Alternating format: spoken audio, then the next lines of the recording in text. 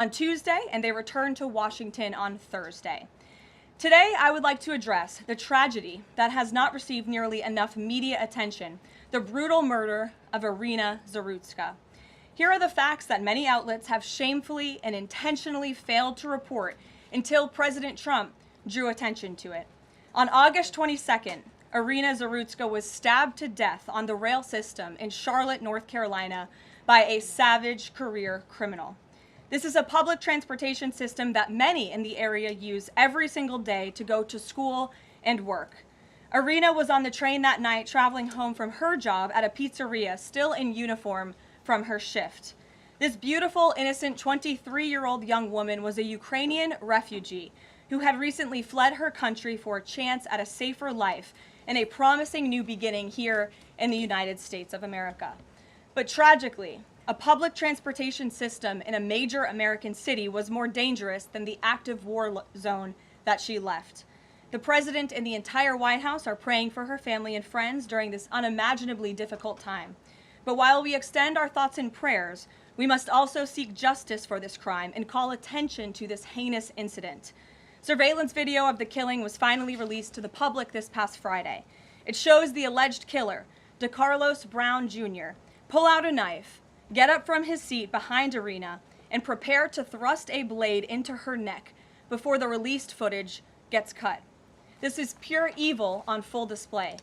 The most enraging and unacceptable part of this story is that her death was entirely preventable. DeCarlos Brown never should have been on that train that night. In fact, he should have been behind bars.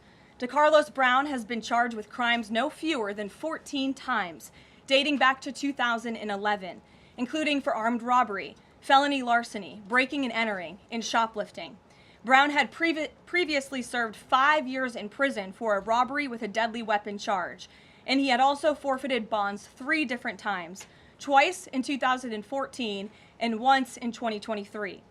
Despite all of this past documented criminal history, when Brown was arrested yet again in January of this past year, a Democrat judge, I will add was a strong supporter of former Vice President Kamala Harris, released this insane criminal once again without requiring him to pay any bail. He simply had to sign a written promise to return for his court hearing.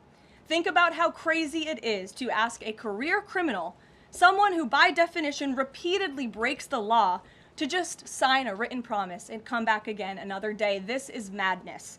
This monster should have been locked up, and Irina should still be alive.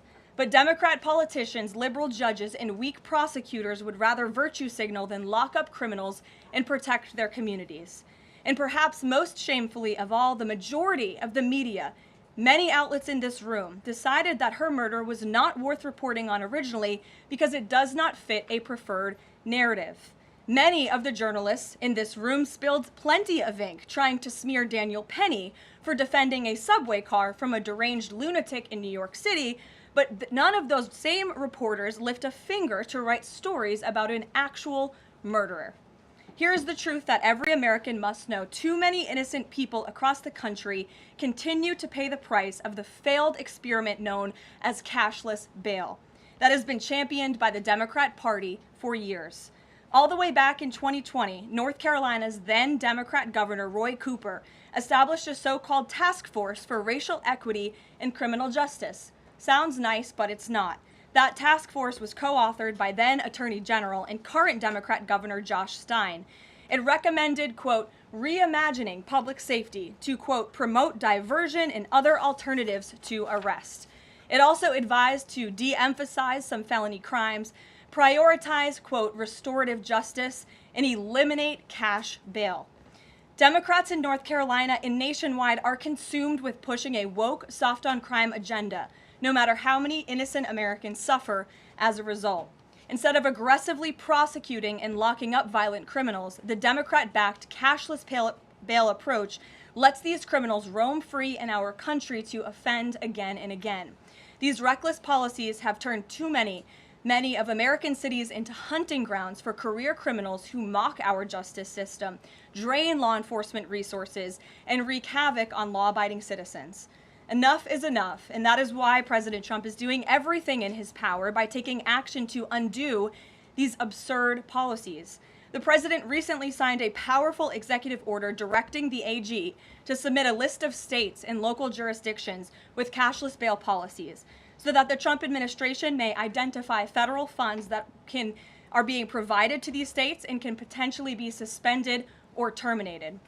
President Trump firmly believes that to maintain order in public safety, we must incarcerate individuals whose pending criminal charges or criminal history demonstrate a clear ongoing risk to civil society. This is a common sense and sensible approach that the vast majority of Americans agree with, and it's time for the Democrat Party to get on board with what is right.